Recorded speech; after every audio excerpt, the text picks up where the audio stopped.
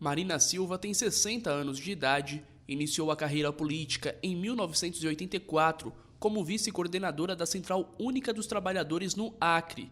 Eleita, ela já foi vereadora, deputada estadual, senadora e também ministra do Meio Ambiente. Marina Silva também já passou por diversos partidos, PT, PV, PSB e Rede, este último, no qual faz parte e é pré-candidata à presidência da República neste ano de 2018. Marina Silva, desde já, obrigado por atender nosso pedido, e antes da gente ir a fundo na entrevista, eu quero que a senhora fale um pouco da atual situação do Brasil. A senhora considera que o país retrocedeu? De quem é a culpa? Em primeiro lugar, eu quero agradecer pela oportunidade de estar conversando com você, Lucas, dar um bom dia para todos os ouvintes que estão nos acompanhando agora em Santa Catarina. É uma alegria poder falar com todos vocês. E, obviamente, que nós estamos vivendo uma situação muito difícil no nosso país. Nós temos 13 milhões de pessoas que estão desempregadas, temos mais de 4 milhões que já sofreram tanto batendo de porta em porta, que até já desistiram de procurar emprego, e temos uma outra quantidade enorme que estão vivendo de bico, de subemprego, além de graves problemas na segurança pública, onde está em descontrole no país inteiro, os problemas graves da saúde, principalmente, da educação, e a desesperança que as pessoas têm com os graves casos de corrupção. Então, nós tivemos muitos retrocessos, né? Os retrocessos são enormes, e eu diria que na raiz desses retrocessos está uma visão equivocada dos grandes partidos que assumiram o governo nas últimas décadas, que foram se revezando, principalmente PT e PSDB,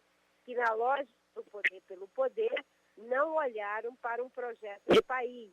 E, recentemente, o governo Dilma Temer, que ambos são face da mesma moeda, empurraram o Brasil para o buraco numa eleição de 2014, que foi uma fraude eleitoral.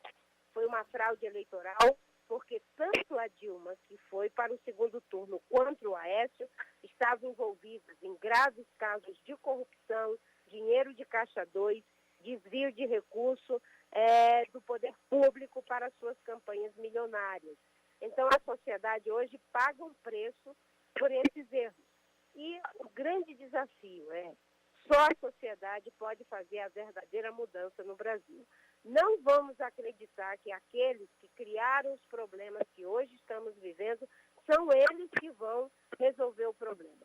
A cada 4 anos, a sociedade brasileira tem o poder de demitir, de readmitir ou de contratar novos dirigentes políticos com o seu voto para ajudar a resolver os problemas do país.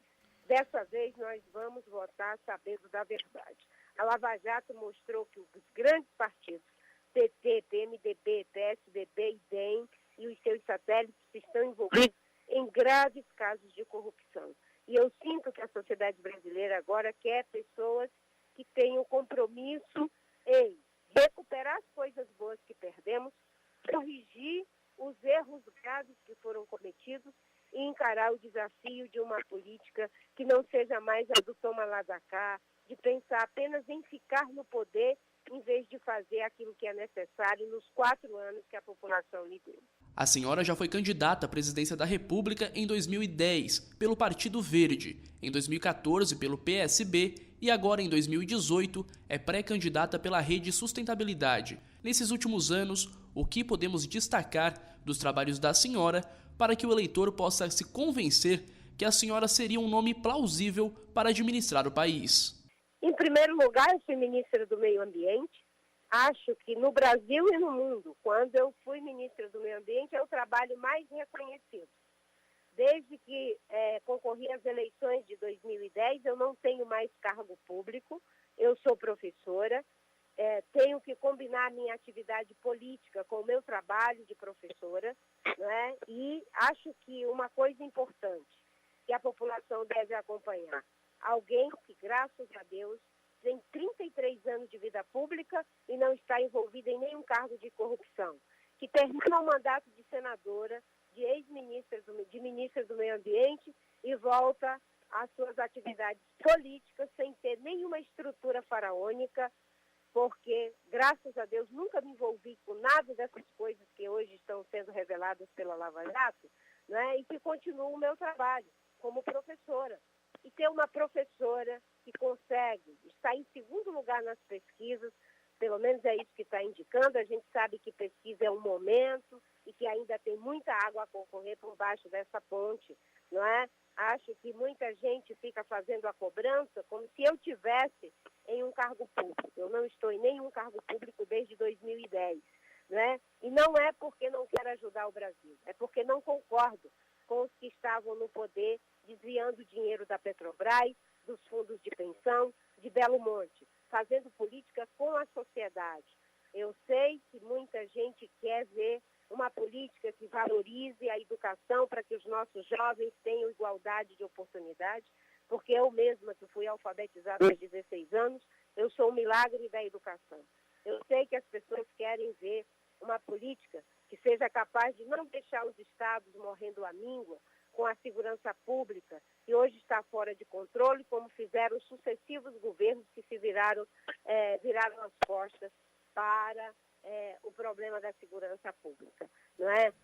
As pessoas conhecem o meu trabalho desde 2010 que eu venho me colocando, sem estrutura faraônica de dinheiro, de marqueteiro mentiroso, e mostrando que é possível, sim, fazer política com base em propostas, com base em trajetória de vida e principalmente falando a verdade, sem agredir ninguém, unindo o Brasil não para ser contra e destruir ninguém, mas para ser a favor da educação que a gente quer, da segurança pública, da saúde, da recuperação dos empregos, do empreendedorismo social, para que essas mulheres que muitas vezes gostariam de ter um pequeno investimento, um salão de beleza, uma confeitaria, um trabalho que pudesse tirá-las da situação de penúria, ver o dinheiro do BNDES, 9 bilhões indo para a mão do Eike Batista, para ele queimar o dinheiro do povo brasileiro, quando isso poderia ser uma linha de crédito especial para que cada jovem que quer abrir uma pequena empresa, cada comunidade que quer ter um empreendimento, uma pequena fábrica de fazer móveis, né? Esse é o Brasil que precisa mudar e isso vai acontecer se o povo assumir o compromisso de fazer a verdadeira mudança. Como eu disse, os que criaram o problema não vão resolver o problema. E no que você vai estruturar a sua campanha neste ano, sendo que o seu partido não tem muito tempo de televisão? Qual vai ser o seu maior adversário? Bem, o adversário desse momento é um desânimo que com justa razão a população sente, não é? Mas é também o maior aliado, porque na hora que a população perceber que é preciso fazer uma mudança de verdade e que cruzar os braços é deixar continuar aqueles que levaram o Brasil para o buraco, a gente vai conseguir mobilizar a sociedade. Foi feita uma articulação, PT, PMDB, DEM, PSDB, para que eu ficasse apenas com 8 segundos. Não é? Mas a voz dos brasileiros é maior do que esses 8 segundos. Não é? Eu gosto muito de uma frase que diz que nada é mais poderoso do que uma ideia cujo tempo chegou. E uma ideia cujo tempo chegou não são minutos de televisão que as carrega. É um coração valente de cada povo brasileiro que está por aí trabalhando, lutando para a verdadeira mudança. Não é? A valentia do povo brasileiro não é o da bravata nem da agressão, nem da mentira. É de fazer com que ideias boas possam virar realidade. Afinal de contas, eu conto com a união do povo brasileiro, que cada pessoa possa ser a voz que espalha essa mensagem. É possível mudar de verdade. Os que criaram o problema não vão resolver o problema. As grandes estruturas do dinheiro e do marqueteiro, como aconteceu em 2014, foi que trouxe o Brasil para o buraco.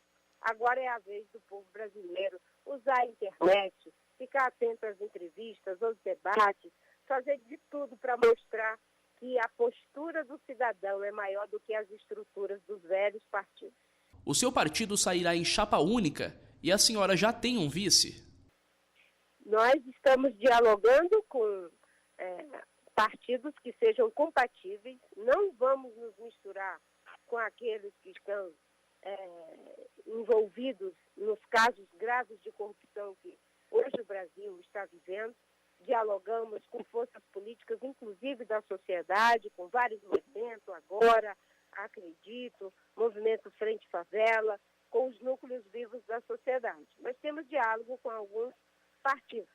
E, nesse momento, ninguém fechou ainda coligações e nenhum partido tem um vice ainda. Eu quero um vice que seja compatível. Alguém que seja compatível do ponto de vista das ideias e do programa e, principalmente, da postura, que defenda uma gestão pública eficiente, com compromisso em combater as injustiças sociais, favorecendo aqueles que mais necessitam, que volte a fazer com que o país volte a crescer, para que a gente recupere os empregos, né? Um vice que seja, como eu costumo dizer, alinhado pelo programa, não é? Porque tem muita gente aí que faz aliança somente para ter tempo de televisão e estrutura. Nós queremos um vice que tenha, sobretudo, postura. Para finalizar, na última eleição, a senhora foi bastante criticada por seus adversários quando mudou seu plano de governo. Isso porque o que teria motivado a mudança teria sido as críticas do pastor Silas Malafaia. Pois bem, até onde a religião pode afetar a sua atuação política, como pré-candidata, candidata ou mesmo presidente do país? Essa história de que foi por causa do Silas Malafaia é uma fake news que continua sendo repetida. Isso não é verdade. Houve um erro na publicação do programa, naquele episódio da morte do Eduardo. A equipe estava toda consternada e mandou uma parte que não era o que havia sido debatido pela equipe do plano de governo e por mim e o Eduardo. A mudança não tem nada a ver com Silas Malafaia. E a minha religião, eu sou evangélica da Assembleia de Deus, tenho respeito pelo Estado laico e é uma falta de compreensão da maioria que acha que ser evangélico é querer transformar o Estado num Estado teocrático. Aliás, quem ajudou a separar o Estado da Igreja foram os protestantes, com a Reforma Protestante. Até então, a Igreja e o Estado eram a mesma coisa, e o Estado até tinha uma religião oficial. Foi a luta dos protestantes que fez com que se tivesse um Estado laico, com que se tivesse escolas que não são apenas confessionais. Eu sei separar as coisas, mas eu tenho, sim, uma religião, e no Brasil nós temos liberdade de religião. E se for eleita, eu vou governar para evangélicos, para católicos, para espírita, para quem crê e quem não crê. Na democracia é assim que se faz, mas obviamente que muitas vezes eu sofro ataques, sou vítima de preconceitos porque ser cristã evangélica. Marina Silva, mais uma vez, obrigado pela entrevista. Muito obrigada a você, um bom dia a todos os ouvintes que estão nos acompanhando. Para a Rádio Cidade, Lucas Vieira.